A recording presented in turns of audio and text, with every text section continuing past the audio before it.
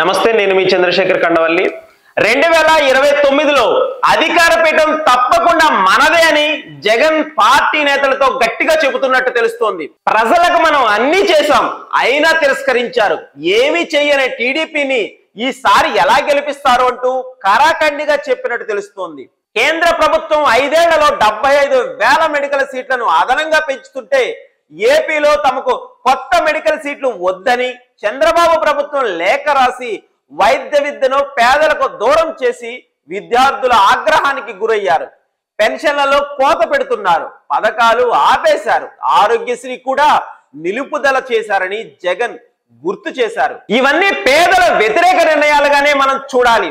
చంద్రబాబు పేదల వ్యతిరేక పాలనను మరింతగా జనంలో ఉంచి ప్రజలకు అర్థమయ్యేలా వివరించాలని జగన్ చెప్పినట్లు తెలుస్తోంది. ఎప్పటికప్పుడు వాస్తవాలను తెలియజేయడంతో విజయవంతమైతే ఆటోమేటిక్ గా వైసీపీ ముందుకు సాగుతుందని జగన్ చెప్పడం విశేషం. ఇక 2019లో టీడీపీ వైసీపీకి ఛాన్స్ ఇచ్చింది.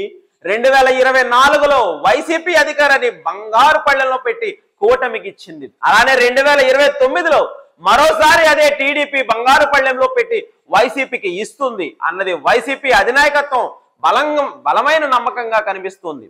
ప్రజలలో 2 ప్రభుత్వాల పాలన కళ్ళ ముందు ఉంది కాబట్టి వారే సరైన సమయంలో నిర్ణయం తీసుకుంటారని జగన్ సన్నిహిత వర్గాలు చెబుతున్నాయి. బాబు గారు అప్పులు తప్పులు మరింతగా చేస్తే ఏపీలో రానున్న కాలమంతా వైసీపీదే అంటూ వైసీపీ నేతలు సంబరాలు చేసుకుంటున్నారు.